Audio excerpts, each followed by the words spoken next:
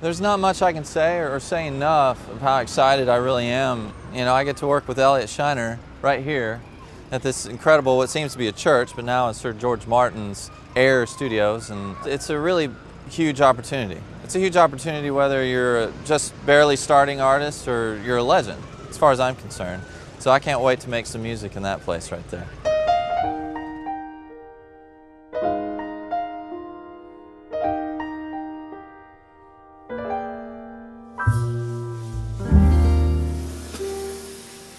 For me personally, Air's always been synonymous with George Martin, the guy who produced the Beatles, you know, the genius behind the Beatles. And it's always been about quality. I mean, everything he's done with his career has been about quality, you know, so it would seem normal that his studio would be one of the greatest in the world. It's just really well constructed and just an honor to be here.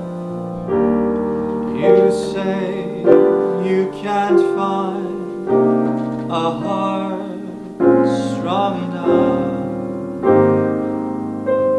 to show you how it feels. I come from the world of American standards, so my heroes were, you know, Frank Sinatra and Nat King Cole, Billie Holiday. I mean, I could label all of them, that would take forever, but the kind of singing is about interpretation of a song.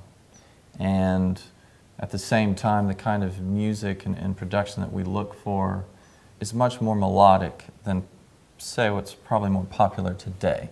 So when I write, you know, and I have some brilliant collaborators when I write, we look at melody, we look at sort of the old school style of writing, but what we're trying to do is create, essentially, brand new standards.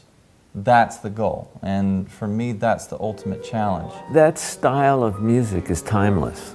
You know, it's not that flavor of the month kind of deal. So, I mean, I think there should be more of this. I don't think that this kind of music ended with the death of Sinatra or, you know, the death of Billie Holiday or any of these older singers, you know. There's no reason for it not to be able to carry on and adding a new dimension to it.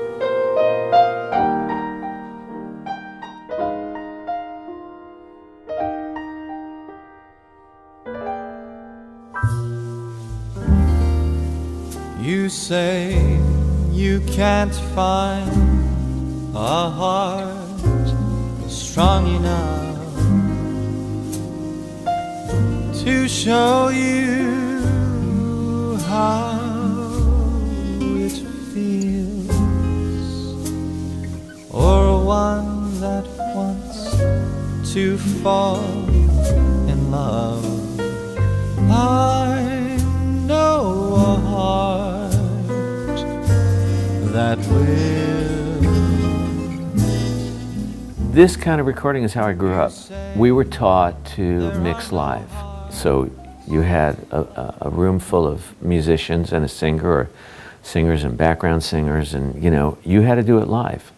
Because there was no going back on it later. There was no, oh, well, I can always bring up the drums later, or I can always bring up the vocal later, or I'll get this word later. No, there is no later. You have to do it right there. So for me, this is what I'm used to. I don't do it as much anymore because for the most part, people don't do this anymore.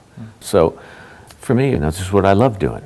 I love having a band in the room, and I love hearing guys, you know, react off one another. The guitar plays this, and the piano player will play that, and you know, all of a sudden the drummer put in a fill there, you know, and everybody's like listening to everybody, you know, and then he sings differently based on that. As far as I'm concerned, there's no other way to do it, for me personally.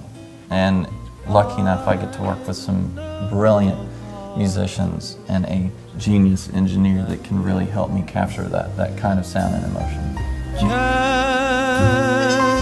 you see this heart is ready for whatever you want it to do?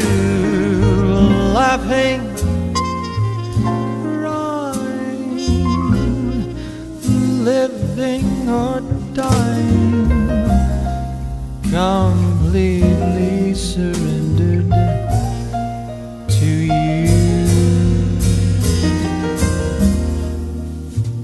say that no heart will ever break, hoping for something real,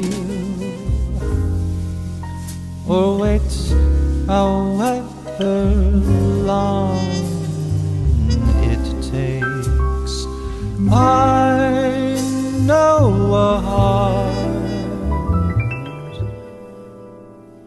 'cause I own the heart